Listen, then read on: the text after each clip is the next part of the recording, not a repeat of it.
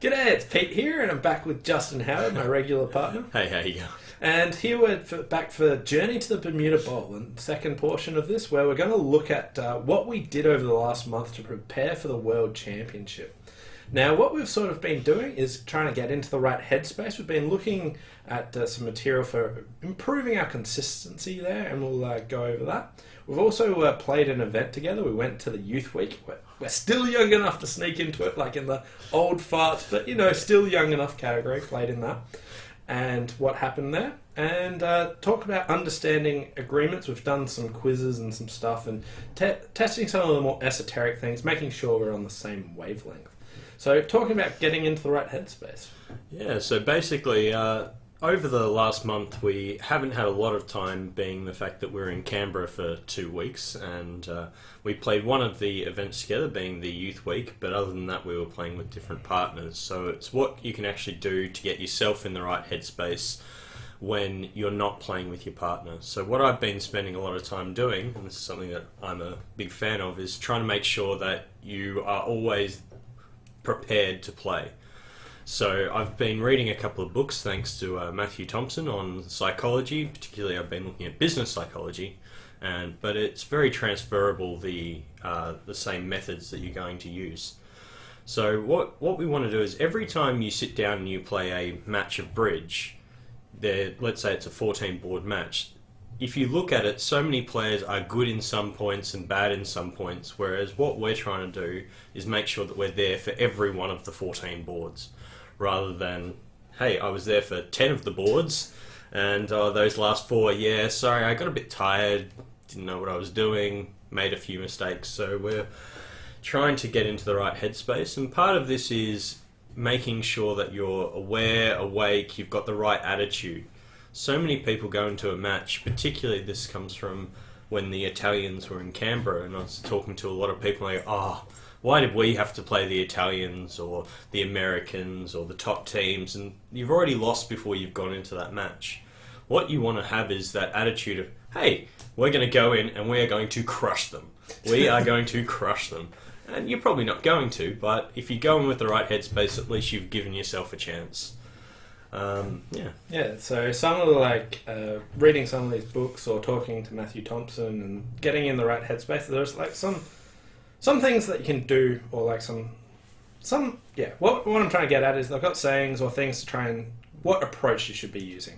So one of these is consistency, where you're trying to do the right thing all the time. Build a habit out of these things. Don't think that I'm playing this weak player, so I'll put out this aggressive bid, because then you're going to be building these habits like that, where doing these wrong actions, even though it might get you the best result on that board, it'll sort of not work for you in the long run, because you'll be building these bad habits of, it's okay to preempt on these, or it's okay to do these other things. So you want consistency. You also want consistency on your approach of how you think about bridge hands. Don't just get slack on certain hands and things like that. Yeah, it's certainly a very important thing when you're thinking about, I'm playing this event, and you go, they're not very good, I can get away with overcalling this terrible hand because I won't get doubled, or you go, it's okay, I can sacrifice because they're not going to realise that it's a sacrifice. So you get into very bad habits. So, for example, we went away to Youth Week while we were over in Canberra, and this is an event that we've previously done very well in. But when we went there this time, we weren't going there with the attitude of, hey, let's go and win. We went there with the attitude of, let's be consistent, do the right things, not what's going to work in the event. So we actually did very poorly. So what we noticed at Youth Week was that, there's like a huge spectrum of players, and there's times that you can be very aggressive and things like that. But we wanted to practice, make sure we had these ideas of, these are the bids, this is what you can expect from your partner. Like, understanding what you can expect from your partner is something that we wanted to build on. So we got to test our system, and we knew that we weren't just going to do ridiculous bids or things like that, just to try and push it a bit, because of occasional weak opponents, but we wanted to like have the right approach. And we realized that playing youth events, we're now old, really. We're so old when it comes to a youth event. It's always bad when you turn up at a youth event and you get asked two questions. The first one is, what are you doing practicing for the seniors? That was our very first question that we got asked when we turned up at Youth Week by a 13-year-old. Feels like 10, but I'll give you 13. Yeah, 13. What are you guys doing? Are you practicing for the seniors? And the second one was when you walk into the room and you know all the kids' parents more than you know the kids. And you're like, yes, that's not a good feeling. But yeah, so that was Youth Week. We went there, played a few days, got to practice our system, and actually just tried to be consistent rather than actually trying some of the outlandish things that we would have used to do to try and do it. And yeah, it was good practice, but yeah, it's certainly a very different approach when you go and play open bridge and then you go and play youth bridge. You realise that I know I can bid on this hand and I know it's going to work, but what it's actually going to do is hurt us in the long run when partner sees, okay, you are being a crazy psycho. And they think that you might do it again when it comes to the point. Part of being a good bridge player is practicing and being consistent, always knowing what your partner has and going from there, rather than having a thing where you go, okay, the opponents are doing something silly, let's double them, and then you don't actually have a double and your partner turns up with half the tricks for you, which is something I've done in the past.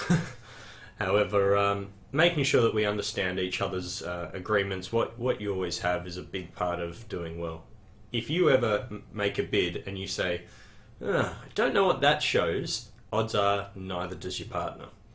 Yeah. So, not doing it. And there's a couple of things that Ben's been helping us with. We've had a few quizzes that we've gone over just to test the more esoteric parts. So here's a couple of auctions that we've been looking at. So we've been our agreements. Yeah, so we've been looking at our doubles and just we've like gone over and made sure we're on the exact same wavelength of different doubles. So what does this double mean to you? It doesn't need to mean the same as us, but our agreement here is this would be a lead directing double saying lead your shorter major. So like I want you to try and find my suit. Now, some people might just have it as spades, some people might have it lead your shorter suit, all kinds of things. You want to know what your agreement is. Ours is lead your shorter major because that's what you're more likely to have. Yeah, the reason that we have a shorter major is when the auction goes 1 no trump past 3 no trump, usually when you've got a good hand, which is a hand that you're going to be doubling on, your opponents are in a light game, and the reason that they bid to a underpointed game is that they have a long suit of their own. And usually by the fact that they haven't transferred to a major or used Stamen means that their long suit is going to be a minor, which is why we have lead your shorter major rather than lead your shorter suit. Because very often the opponents will be sitting there with a 10 card minor fit and your partner goes, ooh, I've got a singleton club. Yep, lead that one. Oh, that didn't work. Yeah. Now, like, it does reduce the effectiveness of this somewhat because lead a spade means there's no margin for error. But we're trying to increase the frequency here, so it's sort of weighing up that sort of stuff. Yeah. But looking at some other doubles, so what if it goes 1 no trump past 6 no trump double? What's this double?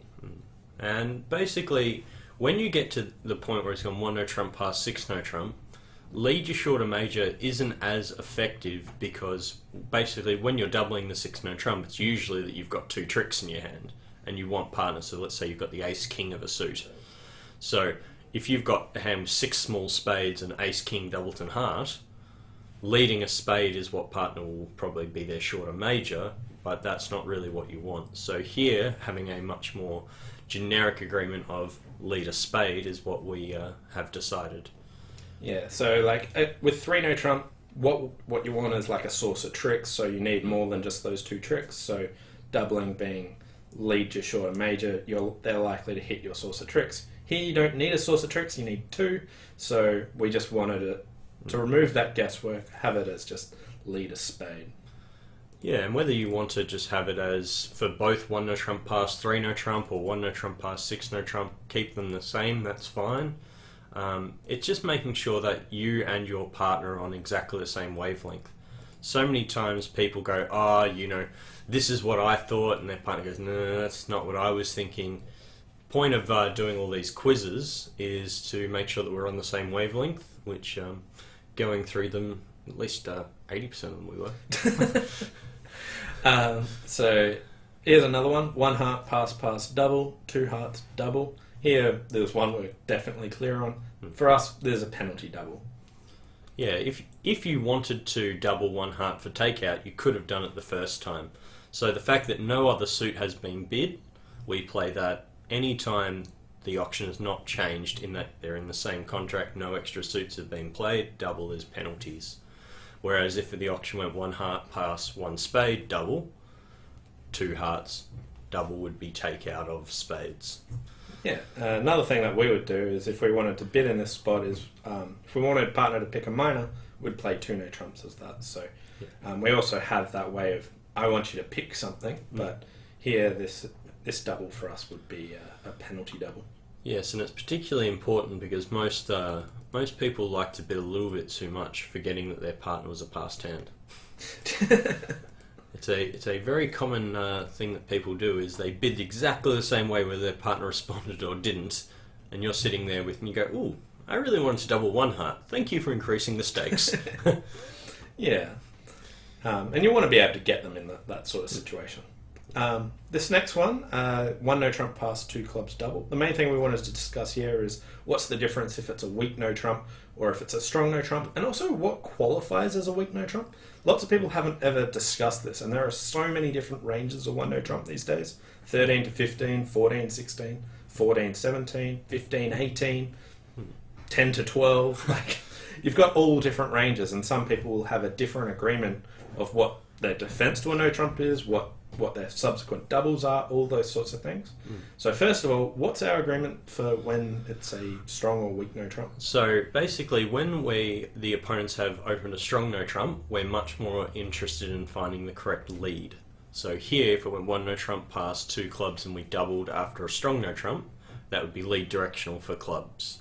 However, if the opponents have opened a weak no trump, we are much more interested in actually getting to game. So we're worried that the opponents are stealing our contracts, so we play double as 16 or more. Now, the big problem that most pairs have is when they have agreements like these, what is a 14 to 16 no trump?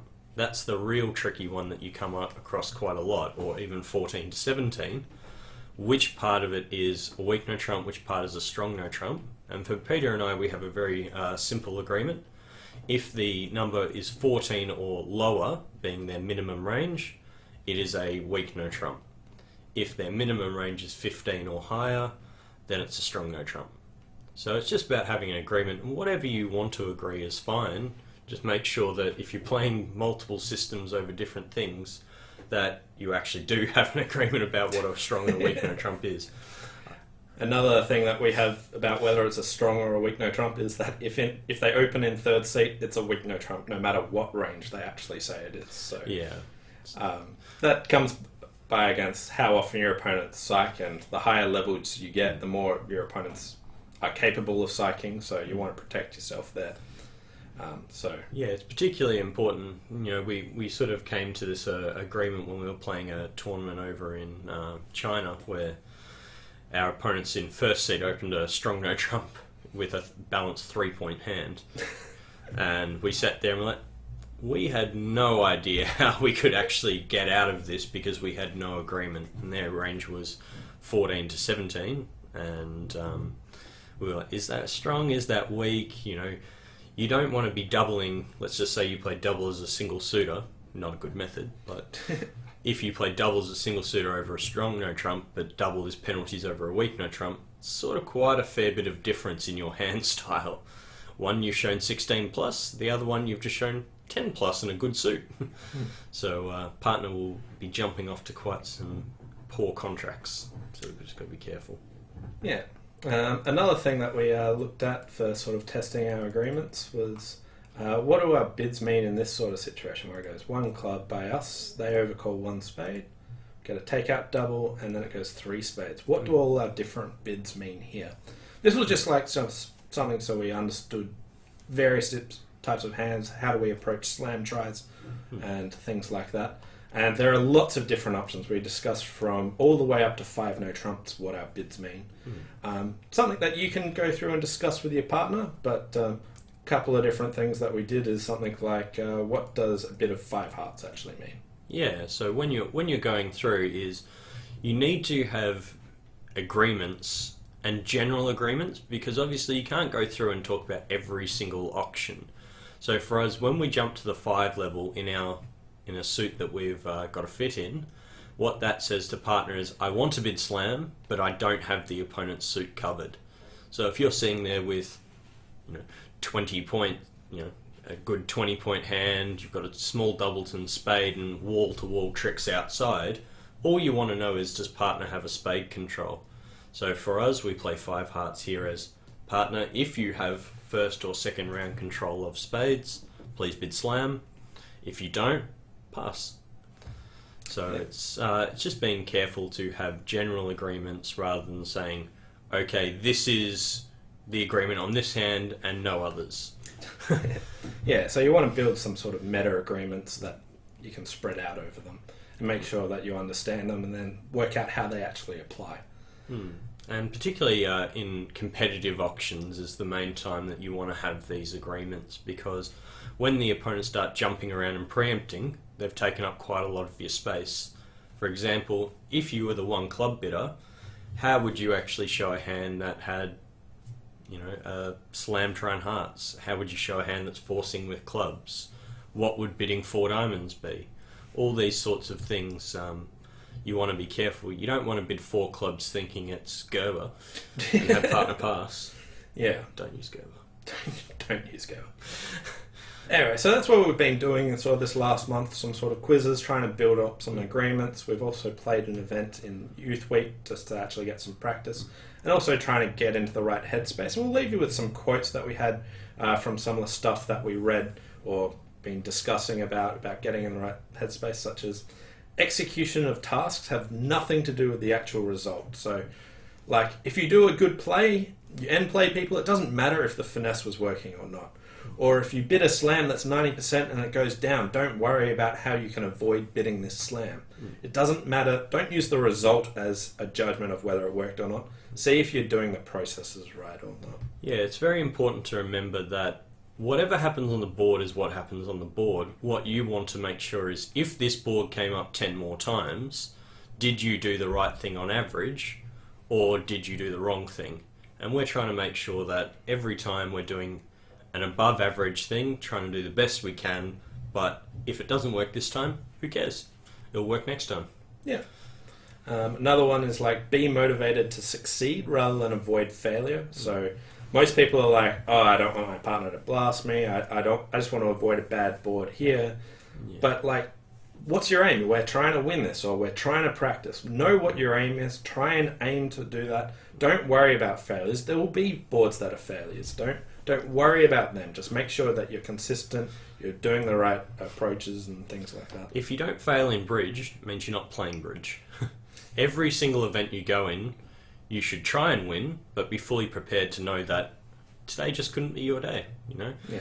So many times you walk into an event, you might be the best pair in the field by a mile, but it doesn't mean you're going to win every time. The other one that we've been looking at is, when you're under pressure, you have to be careful. And what being under pressure is meaning that you're not prepared. If you're fully prepared, there is no pressure.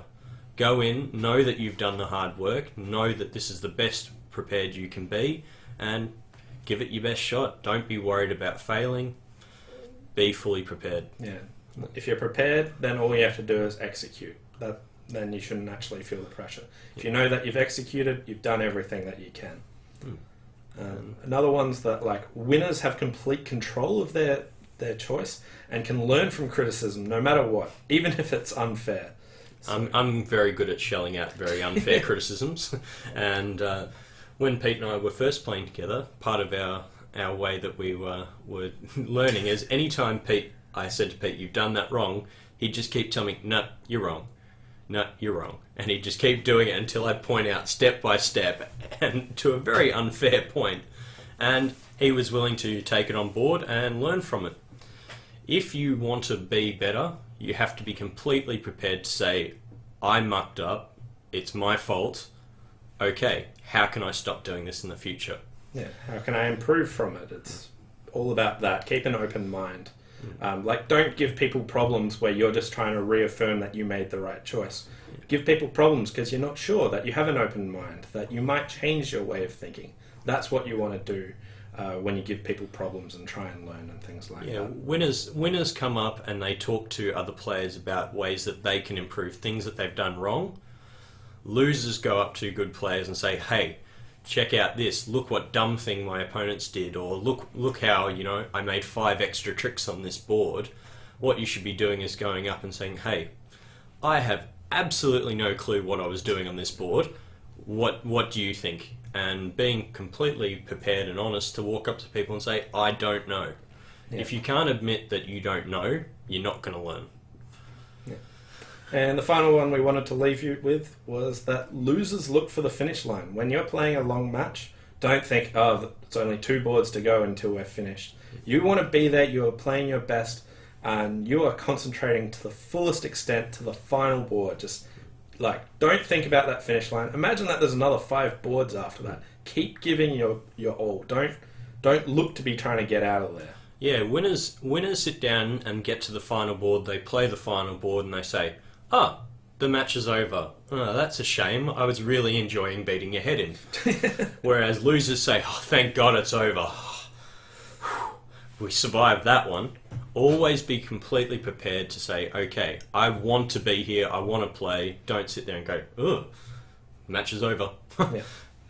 Anyway, that was our journey to the bowl part 2, what we've done so far. Hope you enjoyed it. Thanks for watching. Thanks very much. And we'll see you next time. See ya. Bye for now.